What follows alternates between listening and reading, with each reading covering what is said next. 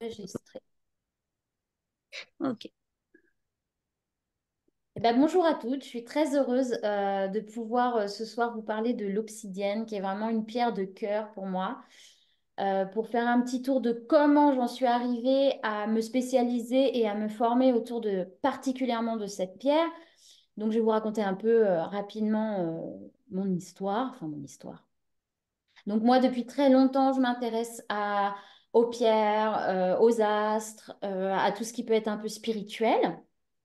Et donc, ça a tout le temps guidé toute mon existence, même si j'ai décidé professionnellement d'être artiste, je suis artiste, d'aller dans le milieu artistique. En parallèle, j'ai toujours suivi pas mal de stages, je me suis intéressée au féminin, je suis Moon Mother, au cycle voilà, de la femme, du chamanisme. Donc voilà, j'ai fait plein de choses au fur et à mesure de mon existence. Et à un moment de ma vie, bah voilà, j'ai dû me séparer du compagnon, enfin, je voulais me séparer du compagnon avec lequel j'étais. Et je suis tombée sur cette pierre, je pense, j'imagine, dans les lectures ou quoi. Et il parlait, enfin, je suis tombée sur une chamane qui proposait d'utiliser l'œuf d'obsidienne.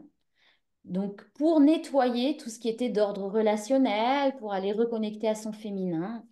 Et donc, je me suis dit, bah, parfait, je suis en pleine séparation, c'est le moment d'aller un peu nettoyer les zones un peu obscures pour qu'une prochaine relation, euh, j'ai vu mes ombres, peut-être que voilà, parce que c'est une pierre qui nous fait voir nos ombres, et que je puisse partir sur une relation plus saine. Donc, j'ai été utiliser l'œuf avec cette chamane qui m'a donné une méthodologie et qui m'a parlé de Ana Silvia Serrano, qui est une Mexicaine, dont on parlera un peu plus tard, qui a fait des études depuis 30 ans sur cet œuf-là et qui a écrit un livre. Donc, bon, il n'est pas traduit en français, donc j'ai la chance d'être bilingue.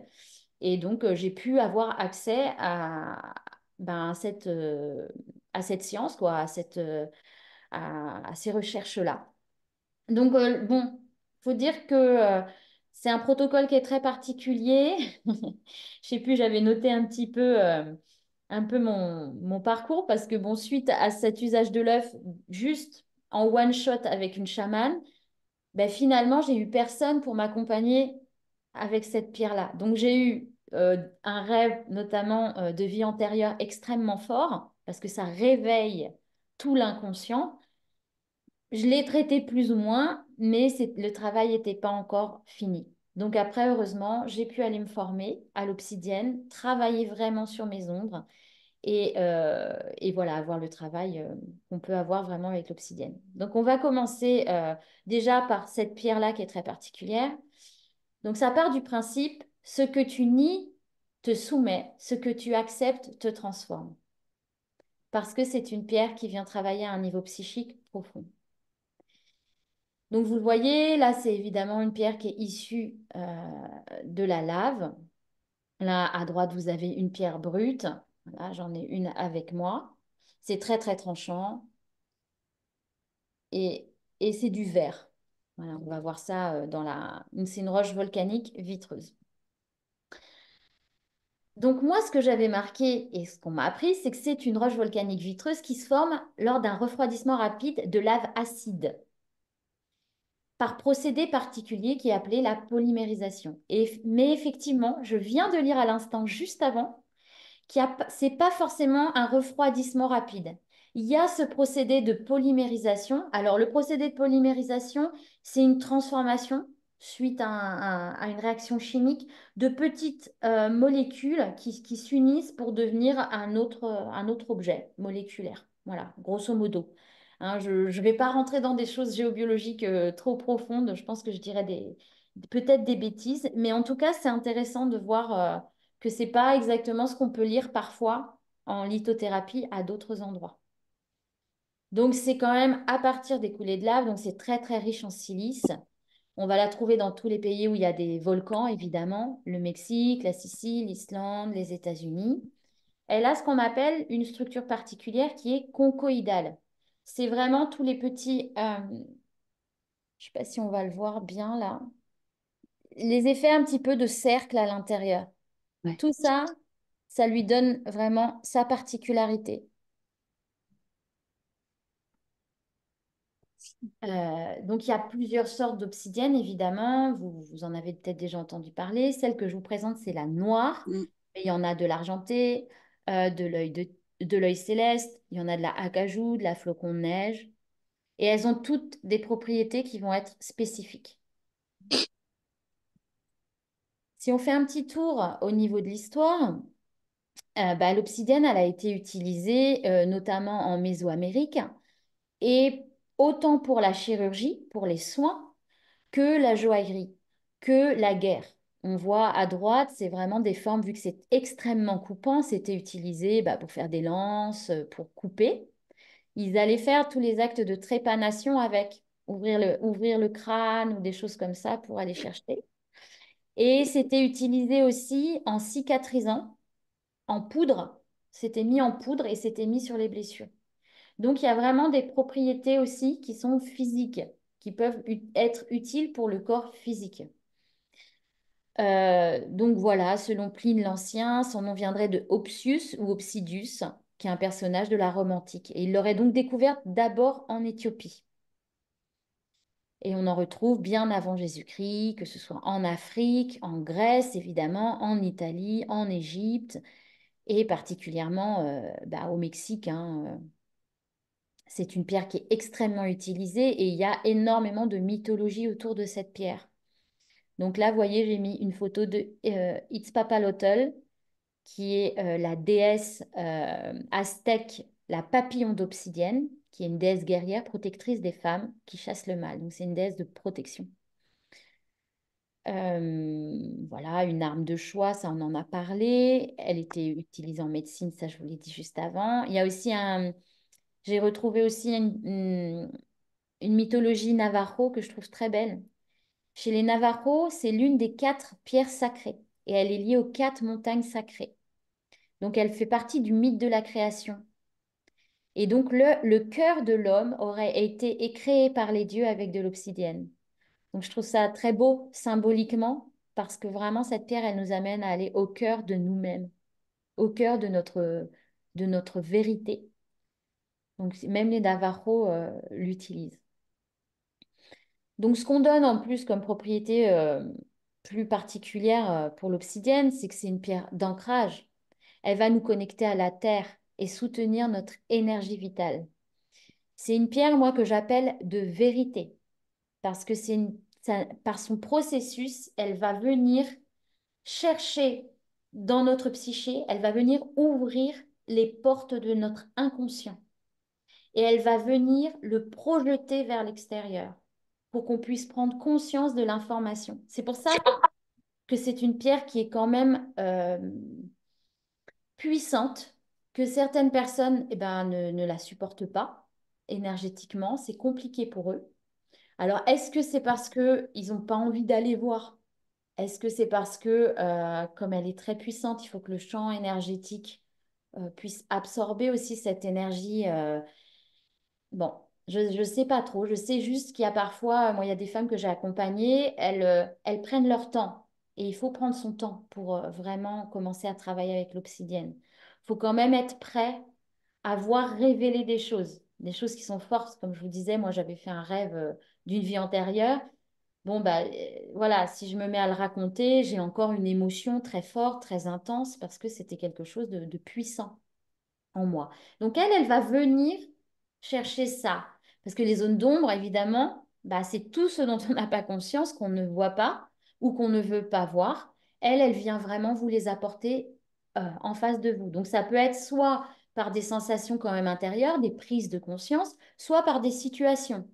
Il peut se passer des choses dans votre vie pour vous montrer ce qu'on a aussi par rapport à la synchronicité. Mais dès qu'on commence à travailler avec l'obsidienne, c'est vraiment des phénomènes qui vont venir s'accentuer. Elle élimine aussi les blocages énergétiques, elle va soulager les tensions, elle a aussi une capacité anti-inflammatoire. Donc moi, je sais que j'étais contente la dernière fois parce que bon, moi, c'est ce qu'on me dit, c'est ce que je vois. Mais j'étais dans un salon et une dame arrive et donc j'avais mon stand avec mes obsidiennes et elle dit, ah, l'obsidienne, mais j'adore ça. Et elle me raconte une anecdote. Elle me dit, bah voilà, je m'étais foulé la cheville. J'avais la cheville enflée comme ça. J'avais avec moi une malachite, une obsidienne. J'ai pris les deux, je les ai bandées autour de ma cheville. Le lendemain, c'était complètement dégonflé. Impressionnant, oui.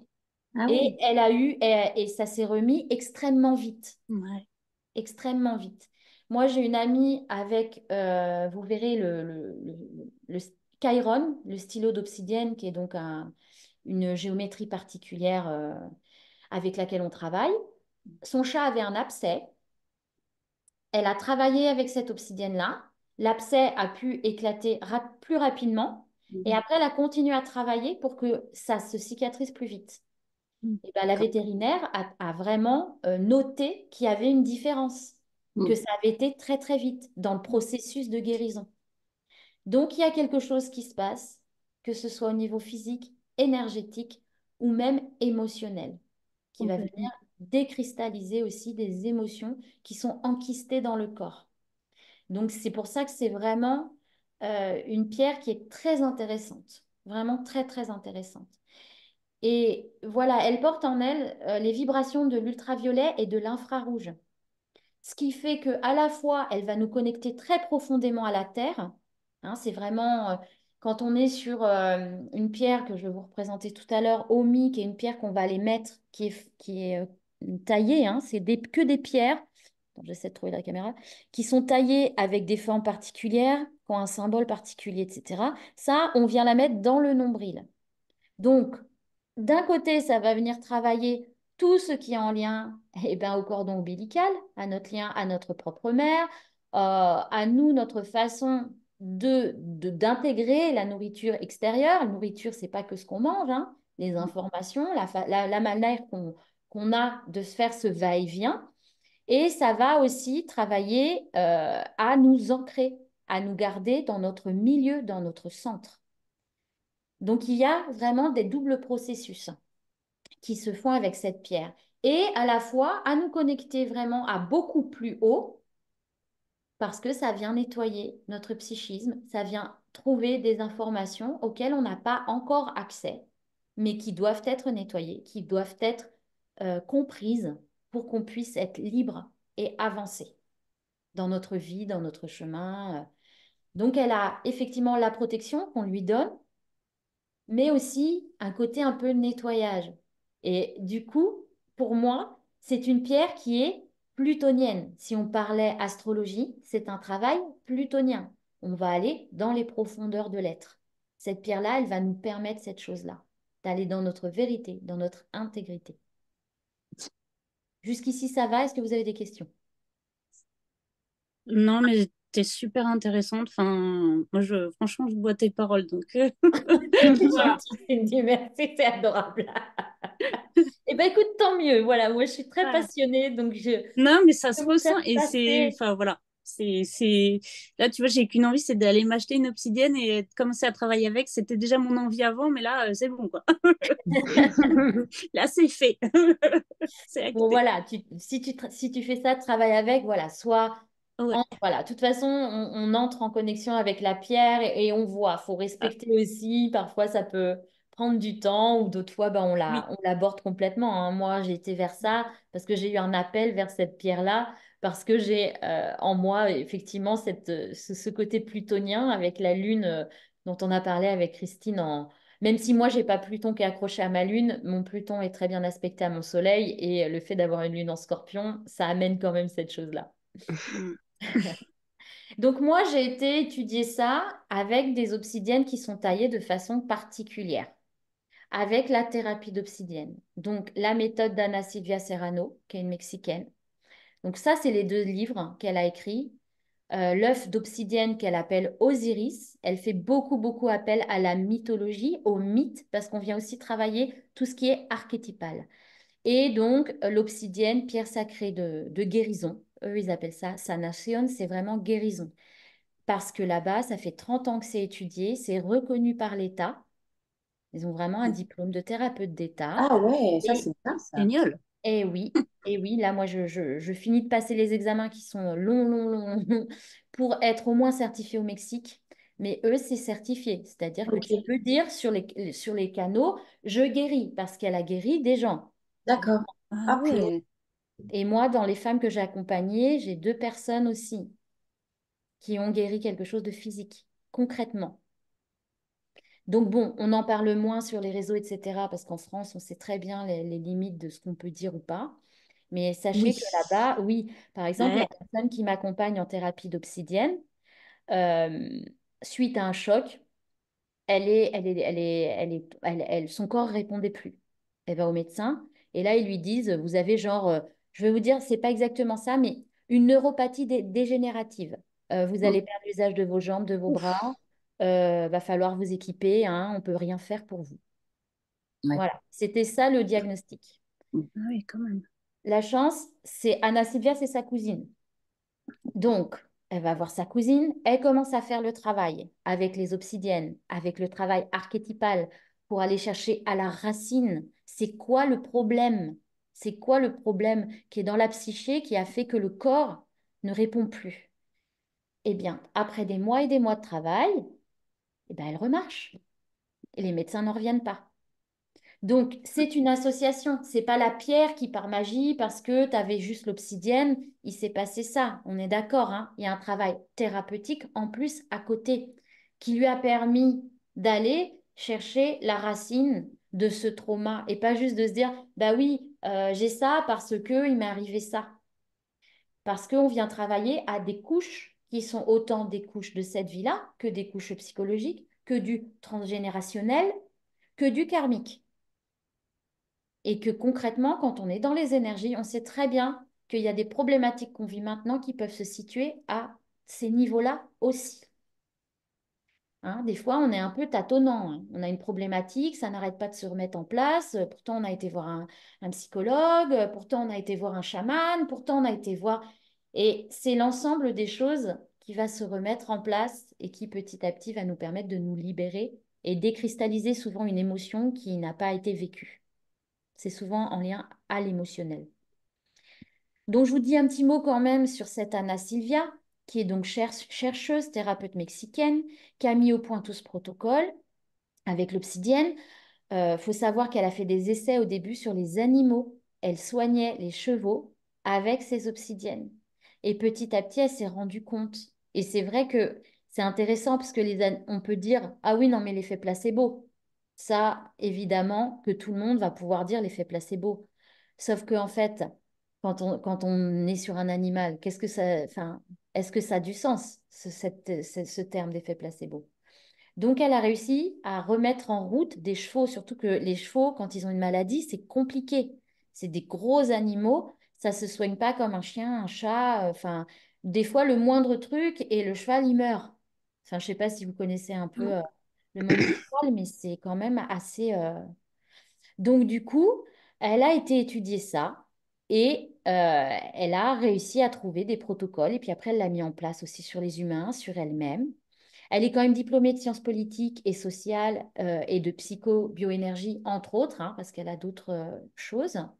Et donc, comme je vous l'ai dit, sa méthode, elle est reconnue au Mexique par le ministère de l'Éducation publique et de la Santé. Donc, c'est quand même pas rien. Euh, et donc, elle continue encore ses recherches. Elle continue, elle fait des protocoles plus particuliers pour des gens qui ont des cancers, Enfin, elle est vraiment tout le temps en recherche. Elle travaille avec une médecin mexicaine qui fait des prises de sang pour voir quand on a, pour les histoires de parasites, parce qu'il peut y avoir les parasites qu'on a dans le corps habituel, intestinaux, etc. Mais on sait très bien aussi qu'il y a des parasites énergétiques. Et quand tu travailles avec l'obsidienne, eh ben, ça va venir nettoyer autant les parasites du corps, du sang ou quoi, que les parasites énergétiques. Donc ça, c'est intéressant aussi. Elle est en train de continuer de chercher, de prouver au maximum les bienfaits de cette pierre. Bon, chaque pierre a son bienfait. Quand on travaille vraiment sur l'énergétique, on se rend compte de ça. Mais bon, voilà, en tout cas, pour celle-ci. Donc, il y a 3 piliers dans sa méthode. Donc, il y a la cristallothérapie et le massage Kundalini qui sont des soins énergétiques avec les pierres où on va venir nettoyer déjà dans un premier temps le corps, l'énergétique, les chakras, les méridiens, l'aura à différents niveaux. Déjà sur ces soins-là, même si les gens ne font pas la thérapie d'obsidienne à proprement dit, il peut y avoir aussi des résultats. Il peut y avoir vraiment des mouvements qui se créent dans le corps. Moi, j'avais une personne à qui j'avais fait le protocole de massage Kundalini qui avait des problèmes de tension suite au vaccin du Covid. Et ben après les soins, c'est 6 soins sur 6 semaines, hein, donc c'est un gros protocole. Et bien déjà, sa tension s'était régularisée. Elle avait moins de pics. Bon, après, elle a continué d'autres traitements et d'autres choses, et maintenant, ça va beaucoup mieux. Parce qu'évidemment, c'est une continuité, hein. Mais c'est pareil, c'est très intéressant pour pouvoir débloquer des choses déjà dans un premier temps. Et après, sinon, on va aller travailler directement avec les obsidiennes, avec des géométries particulières qu'elle elle a créé des géométries et elle a associé ça à un travail qui est un peu jungien avec les archétypes. Donc la cristallothérapie, comme je vous disais, ça vient nettoyer l'aura, équilibrer les 3 corps, harmoniser les chakras avec des cristaux et des géométries d'obsidienne. Donc on va retrouver de l'énergie, ça débloque, on peut retrouver aussi de la joie. Ça va soutenir l'évolution globale de l'être. Le massage Kundalini, la différence, c'est qu'on travaille dans le dos et qu'on fait un massage pour élever l'énergie de la Kundalini, euh, voilà, le plus haut possible. Et pareil, ça vient débloquer, ça vient nettoyer les chakras au passage. Et après, on pose des pierres.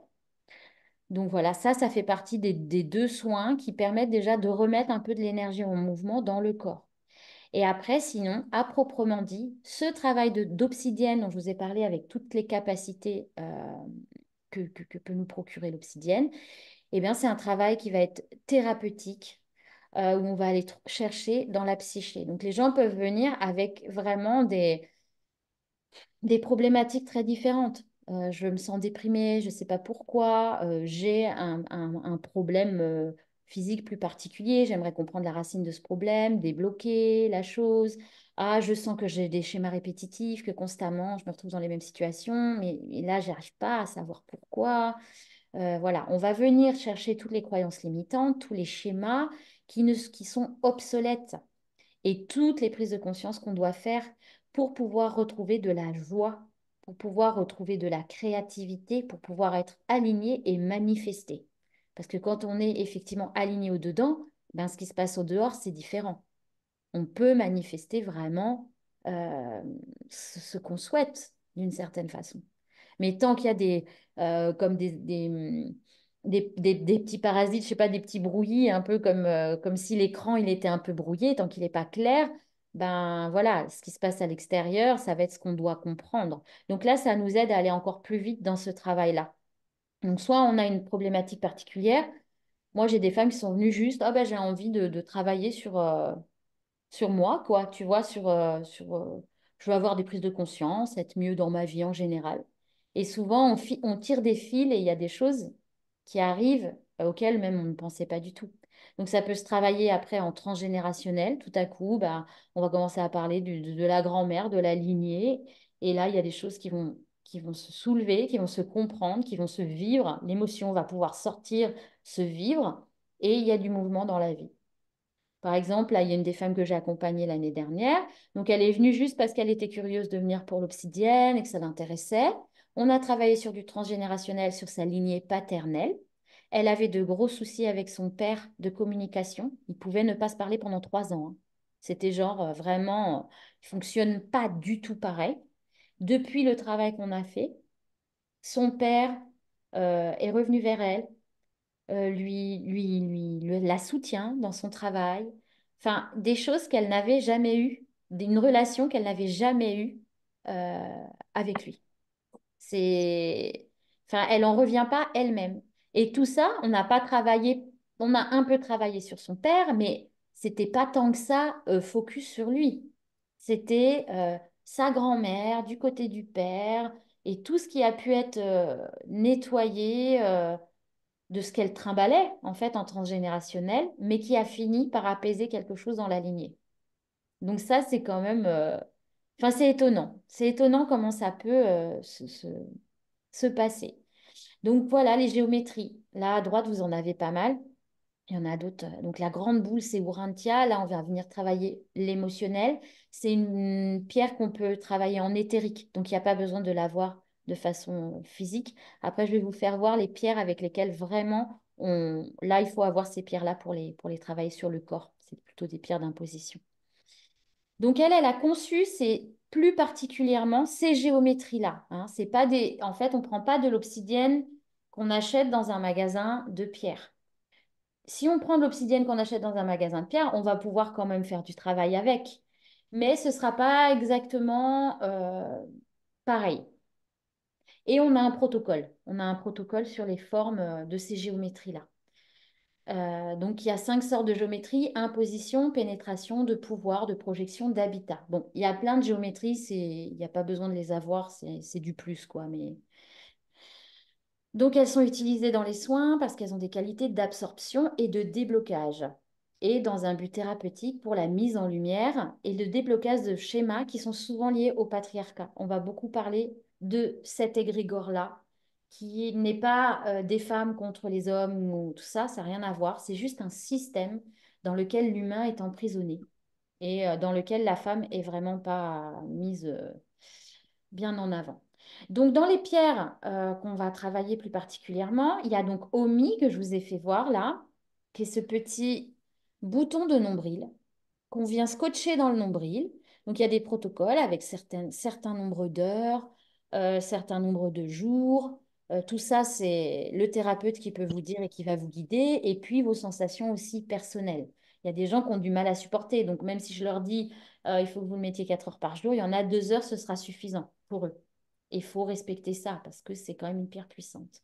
On a ici, vous avez Xli, que j'ai là, qui est une pierre. Celle-ci, on va l'utiliser pour faire de la méditation sur les chakras. Vous voyez, elle est très particulière. C'est comme un disque. Et on l'utilise toujours avec un quartz. On l'utilise toujours avec Xli dans une main et un quartz dans l'autre. Donc là, il y a des temps aussi de méditation à faire avec elle. Elle aide bien à désenflammer aussi. Elle est bien. Si on a une inflammation au niveau du poignet, par exemple, on peut la mettre pendant 20 minutes et ça vient bien soulager. Et on a le fameux œuf d'obsidienne, l'œuf de Yoni, voilà. Et donc en obsidienne. Donc là, vraiment, bon, elle insiste beaucoup hein, pour que les femmes, elles fassent pas toutes seules l'œuf d'obsidienne. Maintenant, quand je vois ce que ça fait, je comprends. Et effectivement, j'encourage les personnes à soit avoir déjà un niveau de thérapie assez élevé pour pouvoir gérer ce qui sort, mais globalement d'être accompagné par quelqu'un. Parce que, voilà, il peut y avoir des remontées assez fortes, hein. Ça travaille énormément. Donc, c'est un œuf, on le porte la nuit. Cet œuf-là, c'est pas à porter tout le temps. Voilà, pareil, il y a des protocoles. On ne le met pas H24. Et là, ce sont d'autres. Donc, il y a le crayon dont je vous ai parlé, Chiron, qui est un assez grand crayon. Je l'ai là, mais je ne l'ai pas pris. Urantia, qui est une boule énorme, hein, vous avez vu sur les autres photos. Un autre travail qu'on peut arriver à faire, c'est quand on n'arrive pas à trouver la racine de pourquoi, on va aller chercher dans le miroir d'obsidienne, Tezcatlipoca. Et là, voilà, on fait un travail de méditation avec le miroir et c'est très fort aussi, c'est très puissant. C'est un peu, voilà, ça vient aussi sonder. Et on a Thoth, le labyrinthe aussi, par exemple. Donc ça, il y en a encore d'autres, hein. Mais ça, après, c'est des options, c'est pas des obligations dans le travail. Les 3 plus importantes pour le travail, c'est celles-là, c'est ces 3-là. Et on vient travailler, donc, ce que je vous disais, des archétypes. Je ne sais pas si vous connaissez cette notion-là. Donc, c'est Jung qui a surtout mis en exergue cette notion. Donc, c'est une image originelle qui va exister dans l'inconscient collectif. Et on est tous influencés par des archétypes, qu'on le veuille ou non. Donc, c'est dans les grands mythes qu'on va trouver les archétypes, dans les grandes légendes ou dans les grands, je sais pas, le héros, par exemple. Le héros, c'est un archétype. Et on peut être traversé par cet archétype-là. Ou en mythologie grecque, Héra, c'est un archétype. La femme de Zeus, la femme jalouse, la femme qui se fait tromper, ça c'est un archétype. Et on peut être dans cet archétype-là dans notre vie. Donc c'est bien d'en prendre conscience et de voir comment on peut s'en sortir, comment cet archétype euh, nous manipule d'une certaine façon. Donc nous, on ne va pas travailler sur cela. Nous, elle propose de travailler sur 4 archétypes qui sont issus du patriarcat, qui sont présents autant chez les hommes que chez les femmes. Donc, je vais vous les présenter. Il y a l'archétype de l'esclave. C'est l'archétype qui est relié au premier chakra et qui interroge notre rapport à la soumission, les peurs de l'inconnu, l'insécurité, est-ce qu'on ose, est-ce qu'on n'ose pas, tous les problèmes liés au matériel aussi, à notre capacité à générer de l'argent nous-mêmes. Tout ça, c'est le travail sur l'esclave. Donc l'esclave, ça peut être dans notre vie tout court, hein. On se sent esclave d'un boulot, esclave d'un conjoint, esclave des enfants, du chien, peu importe, mais ça peut être aussi des mémoires de vie antérieure. Moi, je trouve que l'esclave, ça se manifeste énormément sur du karmique. Mais après, chacune va explorer les choses. C'est On a plus une énergie de soumission, esclave, du coup. Si on pourrait expliquer ça par une énergie de soumission. Ouais, c'est ça, c'est une énergie en fait euh, qui est en nous et qui nous empêche, par exemple, de dire ce qu'on pense. Oui, L'esclave, ouais, elle se tait. ouais, L'esclave, elle d'accord. subit. Hum, Et donc, ça va générer effectivement chez nous des actes ou des façons de réagir qui vont être des façons d'esclaves, ouais, où les gens vont nous considérer inconsciemment comme des esclaves, comme ok. la personne, elle est bien bonne pour aller nettoyer, ou je lui Oui, passe le temps dans la file parce que la voit pas, tu vois, elle est insignifiante. ouais, L'esclave, elle est un peu transparente. Donc ouais. les personnes, par exemple, qu'on oublie tout le temps, qui sont dans un groupe, mais on ne se rappelle jamais d'eux, Hum, souvent, tu as l'archétype de l'esclave qui est là. ouais, d'accord. Ok. C'est à eux d'en prendre conscience pour trouver leur juste place. Ok. Est-ce que ça se clarifie cette chose-là? Ouais, ouais, ouais, ouais, ouais, Ça peut prendre vraiment des formes très variées, mais c'est toujours très intéressant. ouais. Il y a l'archétype de la pute qui est relié au deuxième chakra, qui va interroger évidemment notre rapport à la sexualité, à la créativité, au désir. Qu'est-ce que je m'autorise? Comment je fais fi du jugement des autres et que je vis ma vie, que ce soit dans ma sexualité, mais aussi dans ma capacité à avoir du pouvoir. C'est vraiment tout l'espace du pouvoir, cet endroit-là. Donc ça c'est très intéressant. Ça se travaille vraiment particulièrement avec Osiris, notamment. Le troisième archétype, c'est la petite fille. On parle souvent de l'enfant intérieur, et là, c'est la petite fille qui est reliée au troisième chakra. C'est comment je m'estime, comment aussi j'ai vécu ma propre enfance, comment j'étais reçue dans mon enfance, en sachant que on sait très bien que la petite fille est souvent dans une famille, enfin en tout cas traditionnellement, moins importante qu'un petit garçon, qui a beaucoup de traditions, où le garçon a plus d'importance, où parfois des parents sont déçus d'avoir une fille. Parce que ça, c'est quelque chose enfin, tu vois, c'est depuis des milliers d'années qu'il y a cette chose-là où l'homme est mis en avant. Donc là, on va aller chercher tout ça. Et comment j'ai été enfant, comment j'ai été reçue, qu'est-ce que j'ai ressenti, est-ce que on m'a accueilli à la hauteur de ce que je devais être accueilli? Et donc là, on vient nous-mêmes nous accueillir. On vient prendre ce rôle-là d'adulte. Peu importe le passé, on peut pas le refaire. Mais on vient être OK avec ça et nourrir nos propres besoins finalement. Parce que sinon, on motive une réaction de petite fille dans nos relations au jour le jour, dans notre façon d'anticiper les choses de la vie. Donc là, on reprend cette place-là aussi, à cet endroit-là, et on vient la cajoler, notre petite fille intérieure.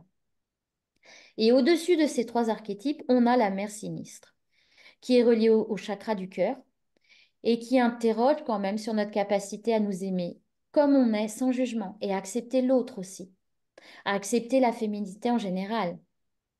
La mère sinistre, elle va venir, elle va tout faire pour que l'esclave reste esclave, pour que la petite fille reste petite fille et pour que la pute ne prenne jamais son pouvoir. Par la critique, par l'autocritique, par du sabotage, par un tas de moyens. Donc tout ça, on va aller l'explorer aussi avec les obsidiennes, parce qu'elles viennent aussi nous parler de ça, nous parler de, finalement, on dit que c'est des pierres de protection. Mais quelle est la meilleure des protections? C'est quand à l'intérieur, t'es béton. Quand à l'intérieur, rien ne peut t'atteindre. C'est toi la meilleure protection, finalement. C'est nous. Nous sommes notre meilleure protection. Donc avec l'obsidienne et les archétypes, on va aller un peu déblayer tout ça. et voir, bah, il y a des archétypes qui fonctionnent, qui sont plus forts que d'autres. Souvent, la petite fille, quand même, c'est assez fort. Et on va aller bah, cheminer dans ce sens-là pour trouver toute notre intégrité, tout notre ancrage, toute notre verticalité, toute notre force. Donc, ça permet de mieux nous connaître. Ça va aussi libérer des émotions cristallisées qui, comme ça, se transformeront pas en maladie.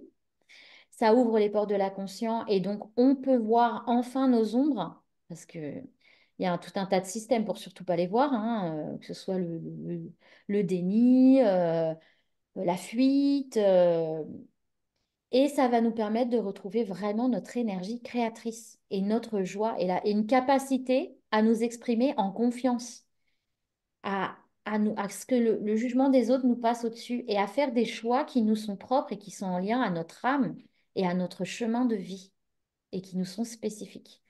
Donc, je peux vous assurer que, bon, il y a, voilà, donc quand on vient vraiment travailler avec l'obsidienne, il y a du mouvement qui se crée autour, quand même. Chez les personnes que j'ai vues, il y a du mouvement. Toujours vers le mieux. Quand on fait un bon travail, c'est toujours vers le mieux.